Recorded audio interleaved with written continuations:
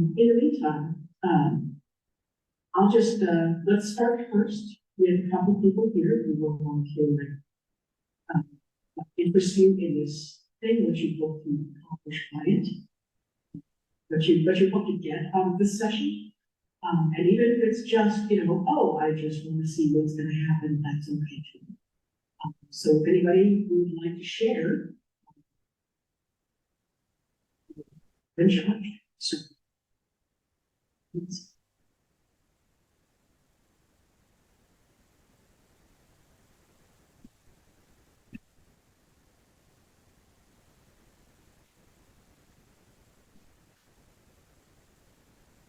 Talk a little bit about restricted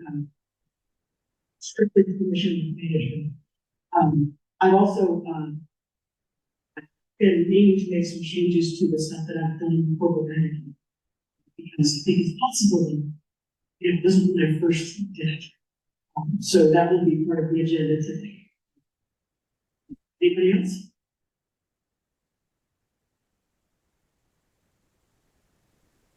You're just interested in seeing what APIs do and stuff. All right, I think a lot of thumbs up in the audience. All right. Okay, so okay, so just for the stuff, and I apologize if this is going to seem a little remedial. APIs are basically little bridges that go back into the data, and you can get at them programmatically. You can get a lot of information. I'm just going to show you some really nifty stuff. Just in a second. I just managed to set up the users that I was going to use for testing, and we can mess around a little bit with that still. So the APIs we have stories. This is what happens when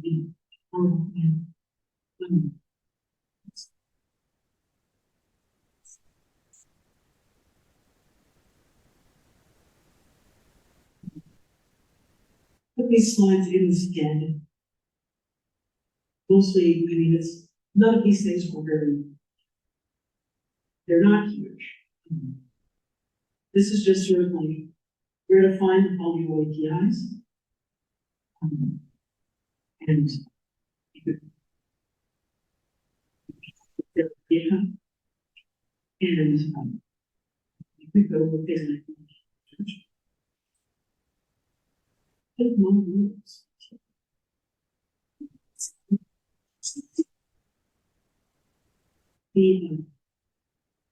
Inside the RAM.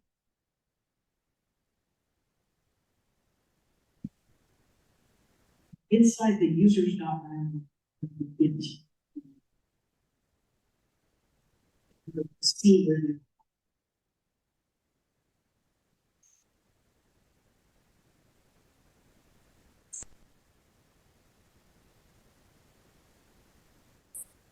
let me do some magic.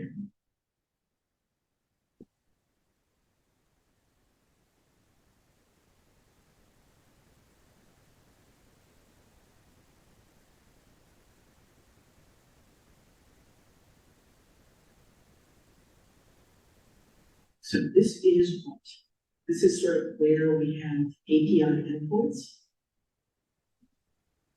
So there's another, there's a place where all, Folio has put together all of the API endpoints, and they point to internal files. So you don't have to go poking around on GitHub to find what you're looking for.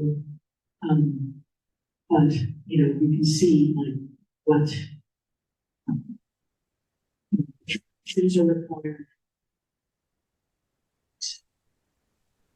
I'm going to go back to the remedial part and say that an API, direct bridge into the data, you can do 4 things. You can get, you can post, you can put, you can delete. Get means you can view it. Post means you can create it. Put means you can update it. And delete means you can delete it.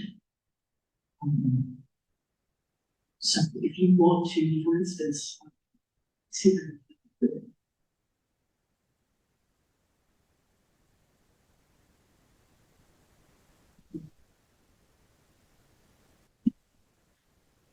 these are the so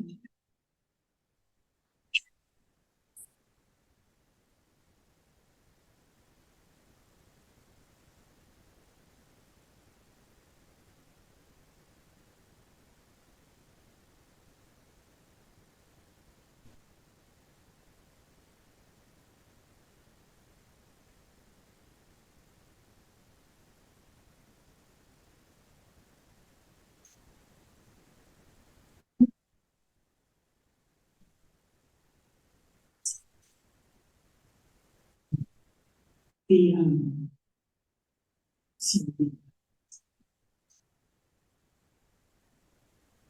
so the API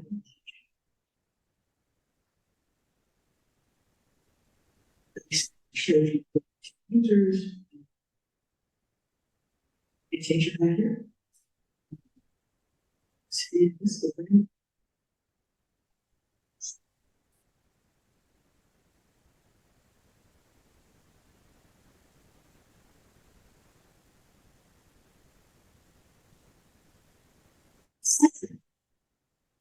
This is where they're all.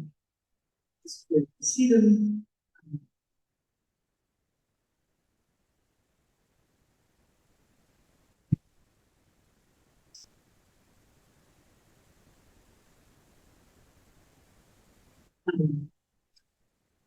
So I'm gonna use some of these things. If you see these path patterns, and so this is in the module descriptor template, just in the non-users.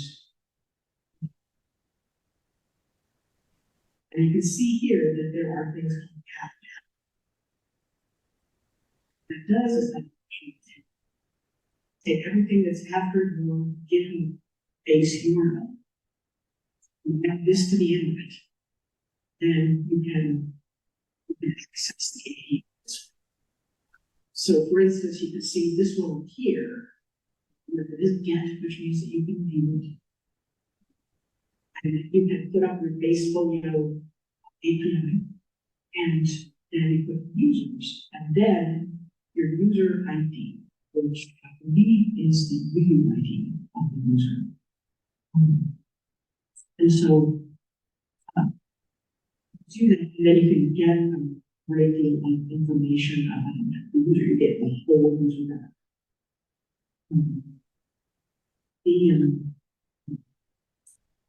You can actually also with loans see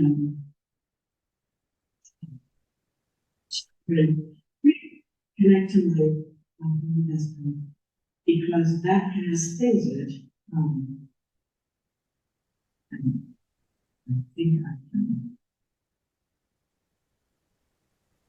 I can do just a little bit of showing.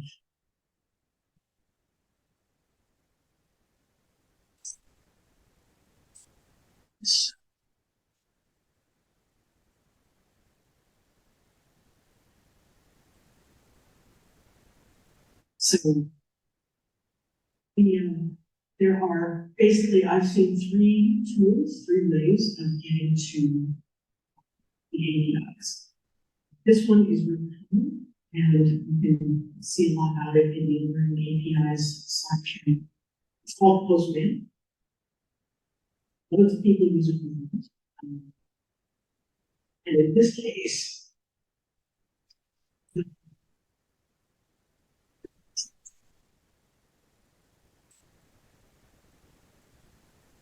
it's C.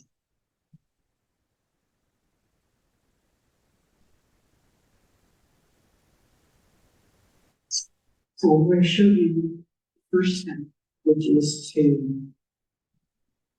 to get what's called an XML token. This is something that Folio requires in order to authenticate to the system. And if you have the right kind of password, you can get the excellent token. And then that token, you have to put in every query or information. Once, for me, let's take it like this.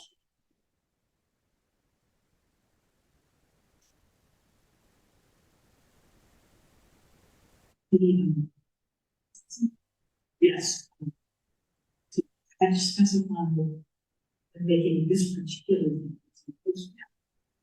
specify the next. In this case, it's probably it's Folio snapshot. Let's see. And I do. The token is actually this big long string of characters. That's your result. You can then use that token for subsequent queries. And it'll stick around for a while. It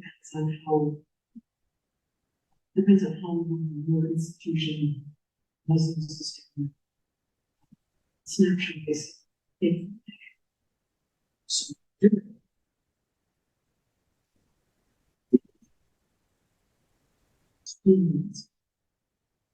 See if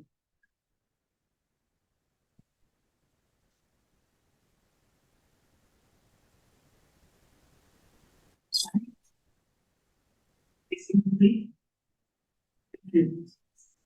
Yeah. Yes, the token is yes. I'll let you know.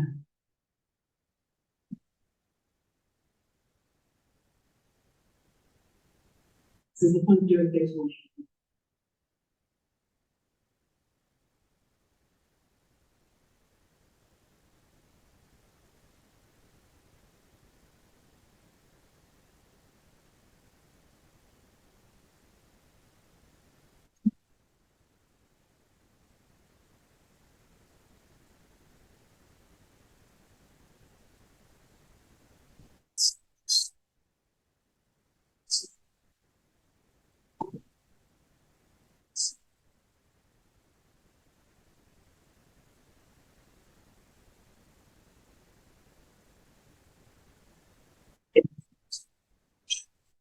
because the next day will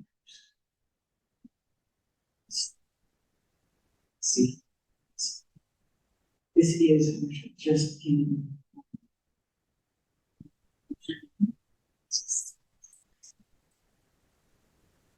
these result.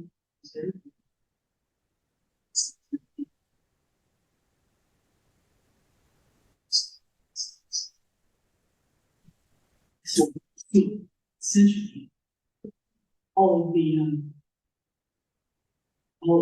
information that's associated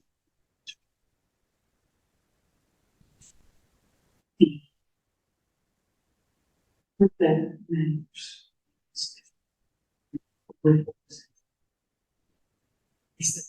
This ID, this is the user's new ID.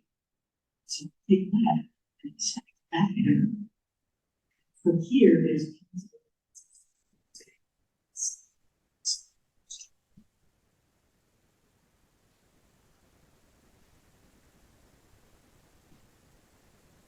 basically do what we're doing when it comes to assigning permissions to a user. This ID, which is different, a variable in the user permissions terms API. Because that API or that user ID in terms refers to that user in terms. And I do not mention, never mention this ID. You can look up that user terms, get that person's permission. Assign permissions to users. In that case, sometimes we did individual API calls and trigger which is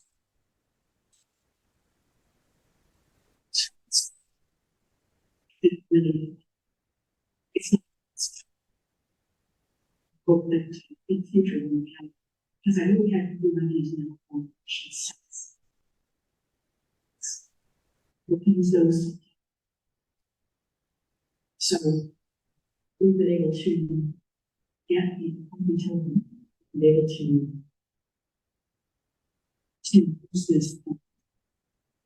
And so this one I have a plan is going to use the second beamer.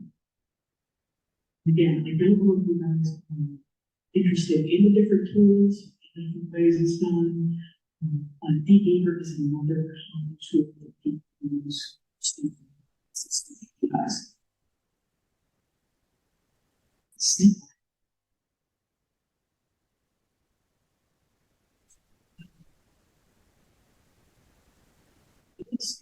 This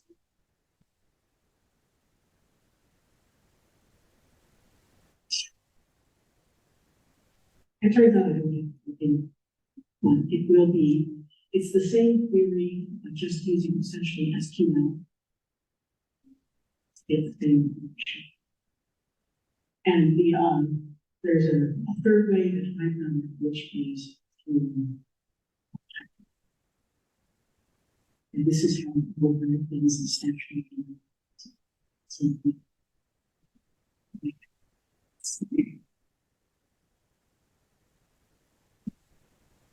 This one failed for me this morning. So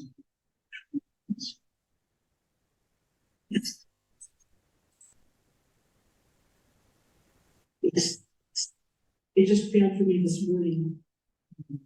I was having a lot of backlogs.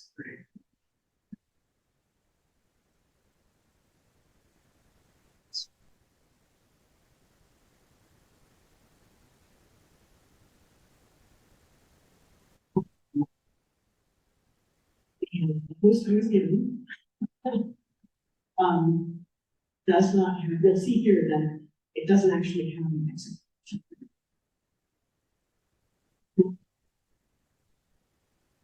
It is possible to get headers in execution token is in the headers now. Should in most cases. In this case,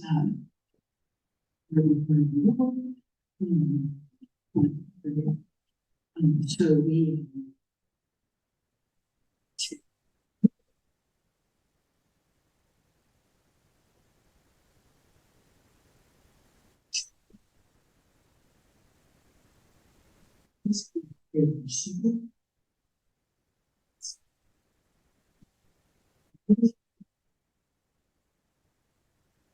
this was as far as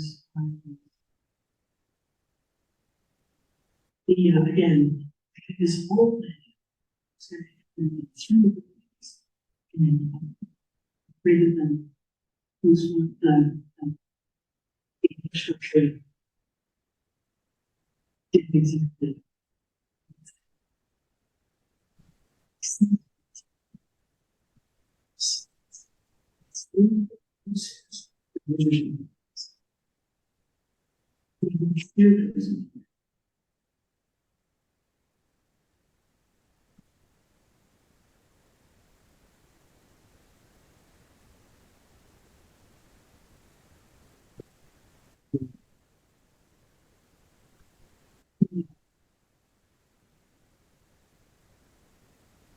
is there anything you guys are looking at you would like to see? And you guys are in charge today. So if there's something you'd like to see, yes.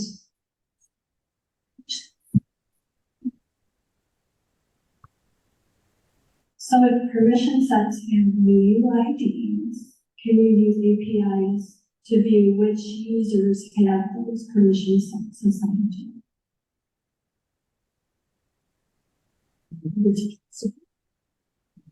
Haven't improved it.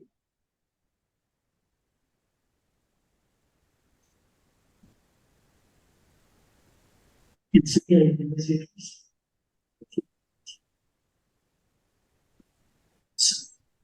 Examples. Do you wish to talk, or If possible, I'd like to share my screen. Um,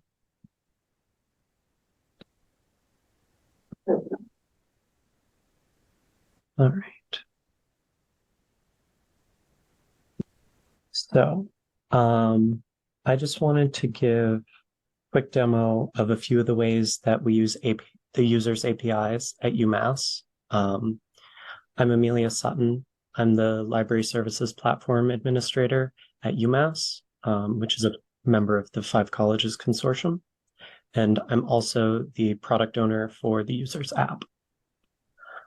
So I have 3 examples that I wanted to show for how we use these APIs. So this first one is how we use APIs as a part of our upgrade user acceptance testing. So our Folio instance is hosted by EBSCO. And so when we have a Folio upgrade, so most recently we upgraded to ORCID, they provide us with a dry run environment, and we perform user acceptance testing to make sure all the features are still functioning as they should be, and all our data was migrated to the updated system successfully. So as a part of that, we use the user's API to verify the counts for users in each patron group. This isn't a perfect solution for checking this data. It's just one of the ways that we verify. So here I'm on the ORCID Bugfest environment, and I have a query to the user's endpoint. If you set the limit to 0, it will provide no results, but it will show you the total number of records that match your query. So I have my query to show how many patrons are in this patron group, which I believe this is the staff patron group. Which, if I hit the staff filter button here, you can see at the top, this is the UUID. So here in the URL, you can see filters. PG is patron group, and then it lists the UUID. So if we go over here, I believe this is that UUID already. Yes. So this is the total number of users within the staff patron group. And if I bump this up to 1 and save, let's see, then we can see an example of one of those users coming back.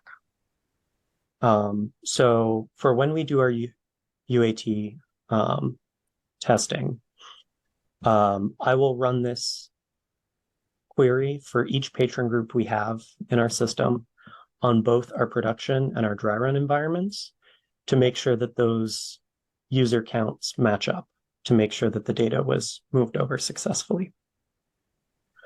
Yeah, so that's my first example. And then the next one I wanted to show, I'm going kind of quickly. I need to actually head out in 15 minutes, so I just want to get through all of my examples. So if I have time, I can answer some questions at the end. This is another way that we use the user's APIs.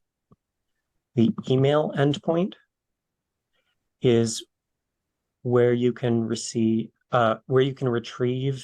any emails sent out by the system. So here, still on that ORCID environment, I'm looking for emails that were sent to my own email address. And here we have the result. This is the email for resetting my password on my account here. So it has the complete text, including links and other information. We specifically use this query for when patrons contest billing, and we need a copy of the email that was sent out by the system, because the circulation log, while it lists the template that was used for sending out the message, if the template changes, we don't have a way to exactly reproduce what was sent. So we look them up through this endpoint. And I believe we've only had to do that once in the year that we've been live.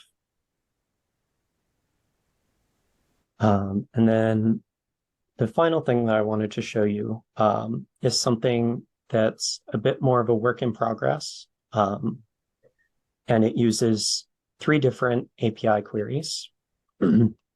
So, excuse me. So we're using 3 different API queries here. This first one, get permissions user, queries the perms users endpoint, and looks up a user by their UUID. So the reason this is necessary is because the permissions module has its own version of a user record. So there is a permission user that has its own UUID, but you can see here we have the user ID field, and this is the UUID for the user that I'm looking up. So this, if I go to users and view, oh, you know what? This is the wrong user. So this should be, oh, maybe it's not. Maybe I just typed the URL in wrong. But so this user currently has no permissions assigned. So you can see in the result, the permissions list is empty. I also have this test user, which has 1 permission assigned.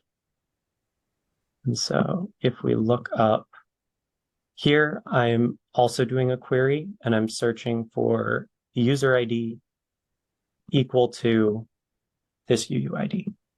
So here we see permissions and it lists that permission that the user has.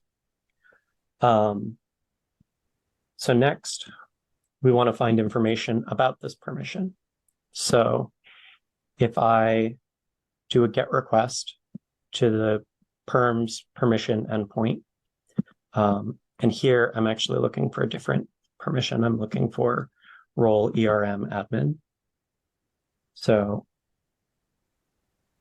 this query says we're looking for a display name that if you put 2 equal signs, it looks for exactly this text. In our system, I need to use the double equal sign for exact matching for our permission sets, because we do have some permission sets that have similar enough names that searching with just a single equal sign doesn't always get us the correct result.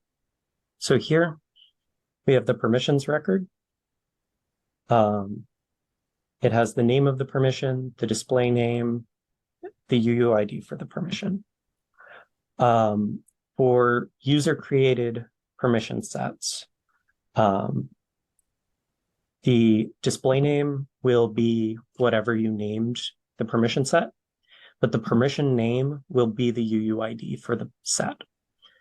So when you want to add a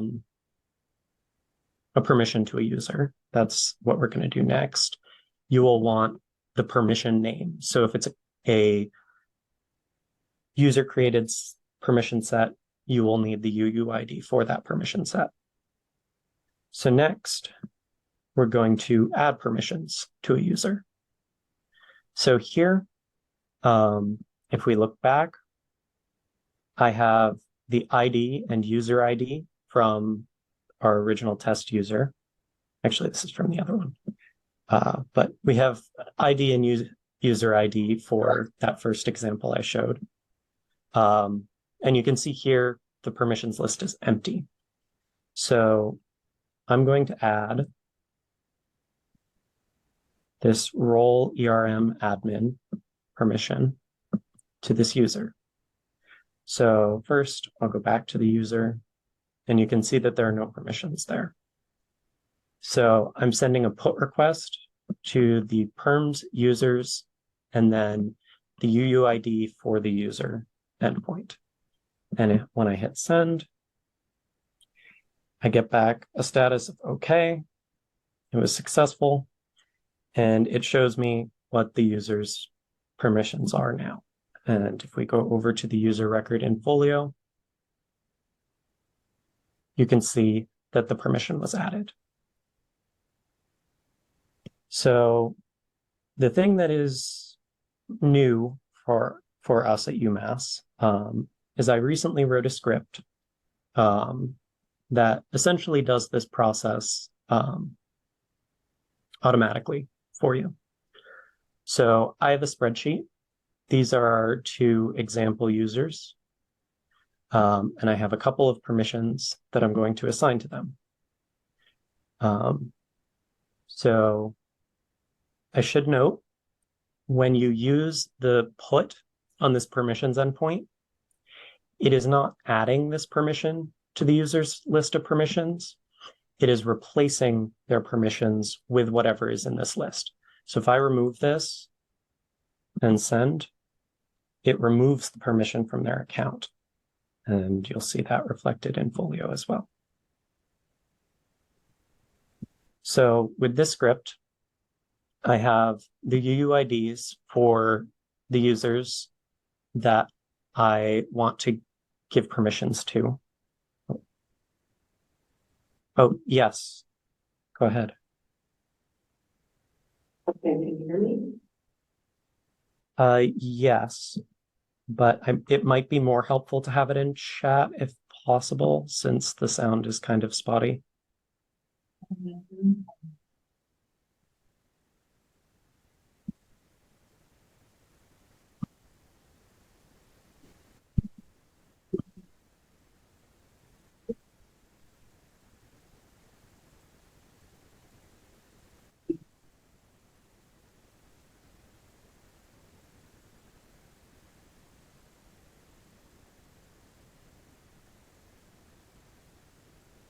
So the reason that I'm using the API here is because I want this script. So the reason I'm using the API, this in Postman is just a demo of the requests that the script makes.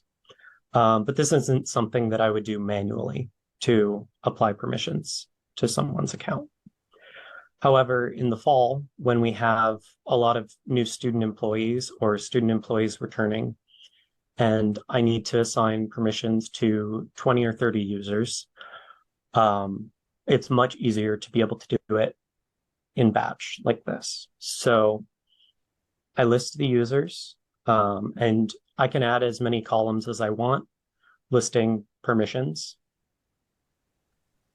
in no particular order. And then here I just have some connection information that I give to the script, as well as specifying the file that I want to use. And I run the script, and it essentially performs all of those steps that I showed in Postman. So first, it looks up the users. Actually, I don't think it shows that down here. It looks up the user records in the permissions app. It then looks up the permission records to get the names. And then it goes through by user and creates a list that contains these permissions and makes a put request to apply those permissions. So now if I refresh,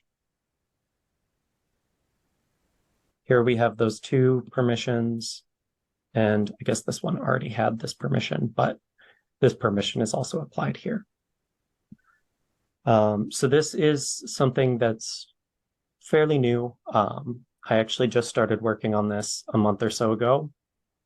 But we are using it for our student employees this fall, and it's saving me a lot of work. And we're hoping that other folks at the 5 colleges at least can start updating their student worker permissions in this way.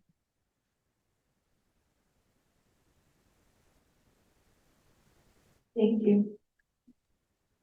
So I can stick around for another 4 or 5 minutes. So if there are any other questions, I'm happy to answer.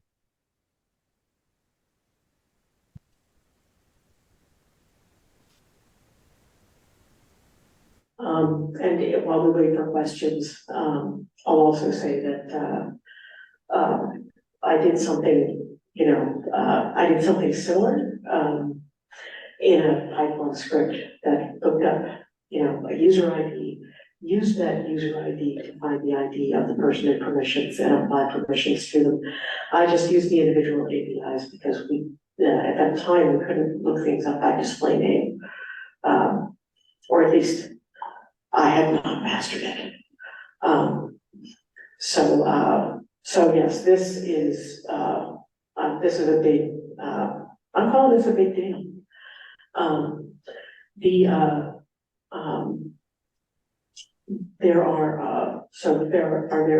Are there any other questions for Amelia? And for her different queries? Or host? I'm sorry, she put it.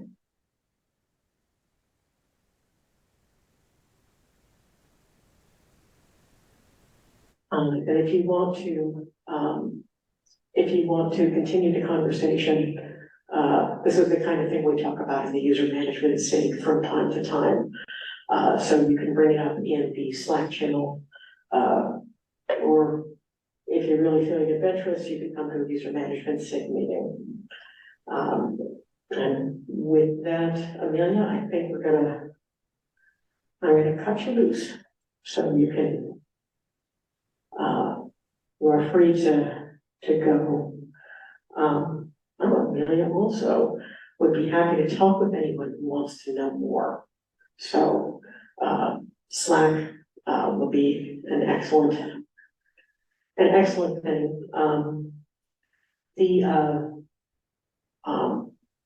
As far as, I'm not even sure you're going to be all that interested in this. This may not be all that. It's not strictly the user's API, but I did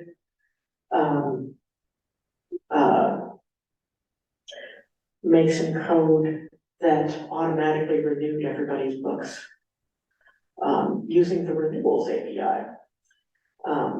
And we've been using it for, I hope this is the one. Okay. Let's see. I just put it here because I haven't really put it in, I haven't put it in a good place yet for it to be. But this is a Python script, and essentially this API requires only a user barcode and an item barcode. That's it. So the real hard part is actually getting the list of people. And in our instance, if we do these renewals, we might do, during lockdown, we did as many as 45,000 at a time.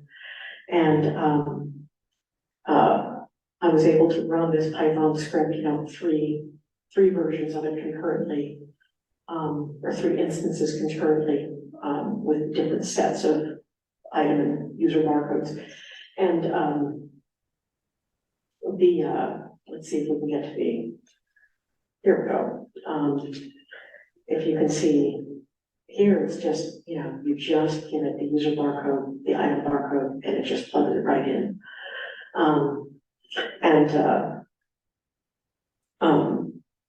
We did something similar, I think, when notices were off schedule. These are not strictly user management APIs. These are just APIs that involve people. So these things are also possible. And, if there are, but for me, the first thing I would say is, don't ever forget to get your exocopy token. That is the key to getting everything else. Get the token, and then you can plug that in, and then you'll be authorized to access the APIs for your instance. Without it, you can do nothing. Are there any other things that anybody would be interested in looking at or talking about? Yes. We're on. So, Kara, there's a camera. Whoa.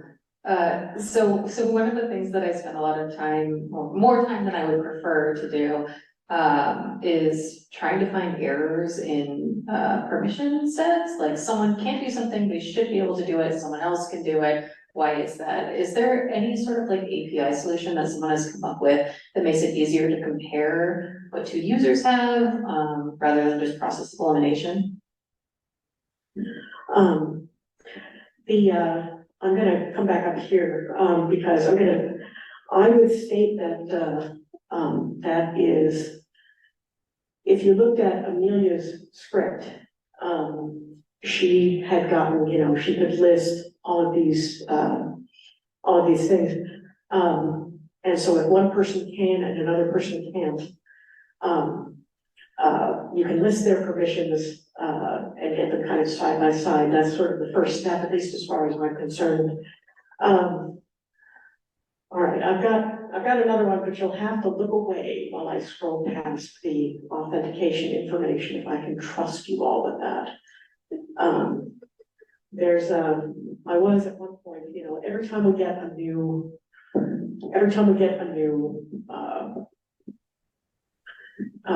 version set up in a migration client, I will download all of the permissions, which allows me to say, okay, so if this person can do it and this person can't, I can look up the permission sets they have and see what API calls are missing. I realize that's kind of a process of elimination thing, but it's also handy if you're going to a new version, where you can see what's new, or what's suddenly marked as deprecated. So I'm going to see if I can find that.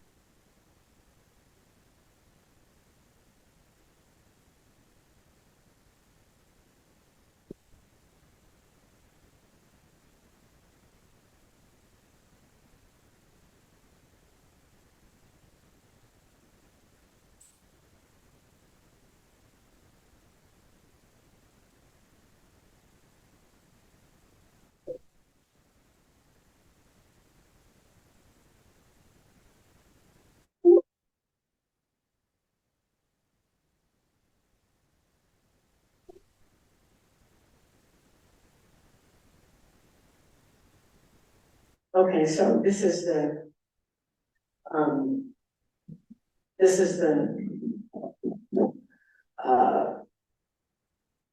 part here, where you can get to perms permissions and then just get everything. In this case, we get the response, and we just pull all of them down one in a line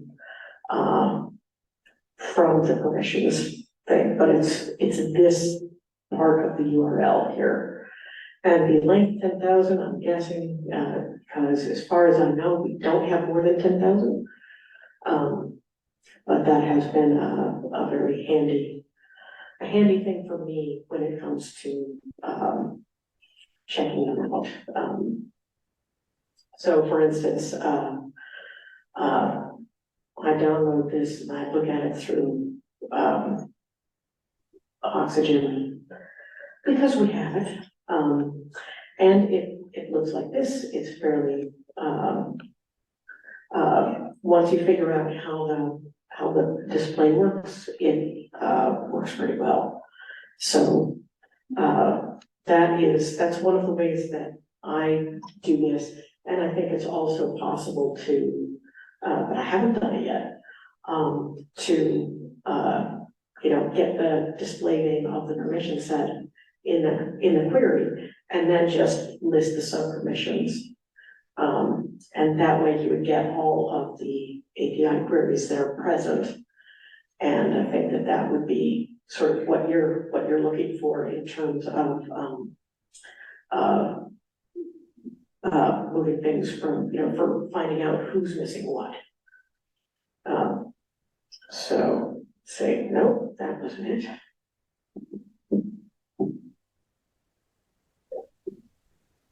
Okay, are there any other things that anybody would be interested in seeing or talking about or anything?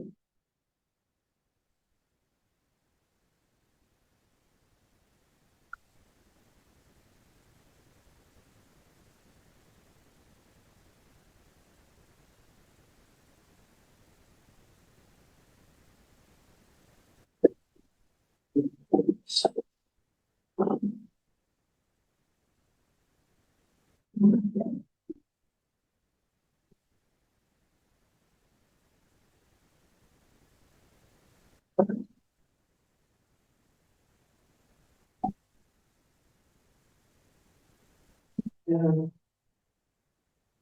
okay. Okay.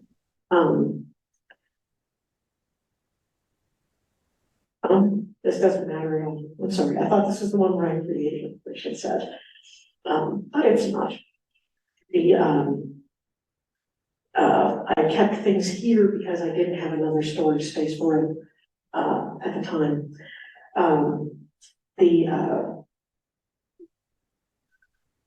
But again, we've renewed books, we've sent out notifications off schedule.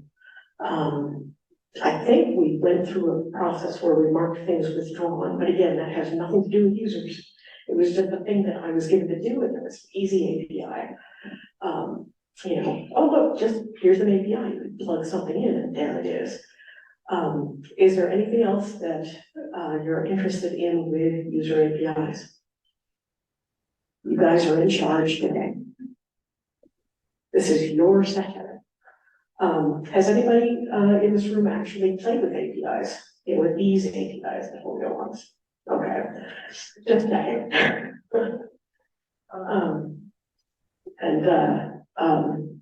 Do you prefer to use something like a programming language like Python? Do you use Postman? Do you use dbeaver? Is there, hands for Python or other programming language? Understandable. Hands for dbeaver. Okay, Postman. Okay. They all basically can do the same thing. No matter which one you decide to use, you can, you can do it the way you want. Again, I was gonna do this thing where like I would I would get the exocopy token using each method and then move on to like checking out a book to a user, and then you could look up the user using each method. I had it all planned out. And then things happen because it's a conference and I am talking. If I'm at the front of the room, things go wrong. If we have any other things that we might be interested in, we might want to talk about, Because again, number one, you're in charge, and number two, we have another 5 minutes, yes. I'm gonna do this so that the people at Zoom can hear that, or over Zoom.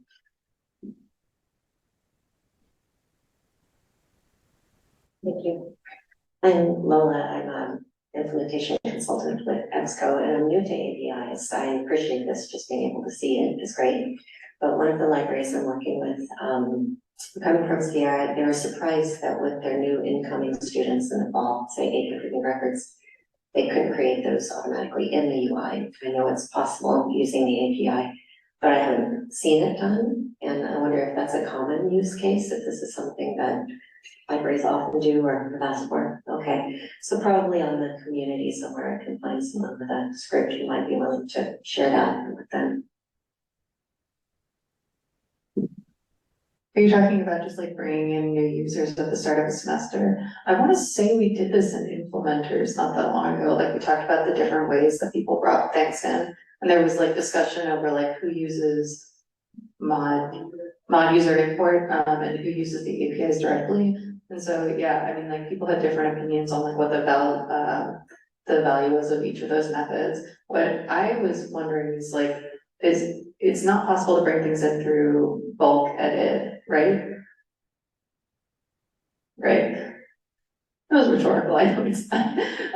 But it seems like a lot of people would like that for things like, you know, bringing in your visiting scholars or like, you know, this one idiotic group that you have to do every single year, right? So, I mean, like, it's great that we can make things with APIs, but I would definitely love to be able to import things in Folio as well.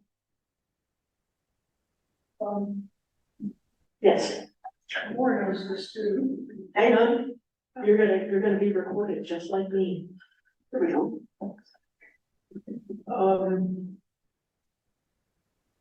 We do use the batch import user program at University of Chicago. One of the other programmers,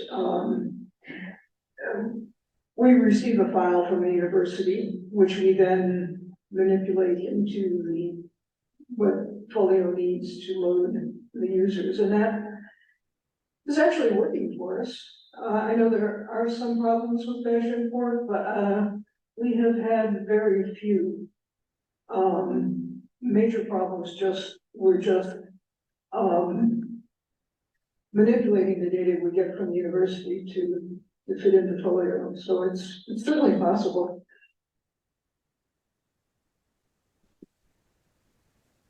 Thank you, Cheryl. That is Cheryl Longworth from UC, from Chicago. Do you know the name of that API or that utility? You know, batch import something? Okay. I'm sure it's documented somewhere then, very, very well and strongly. Is there anything else we'd like to bring up in the last few minutes? Or the last minute, I should say. I am not, I'm gonna say what I said at the end of the user management SIG meeting, you are free. Thank you all for putting up with this.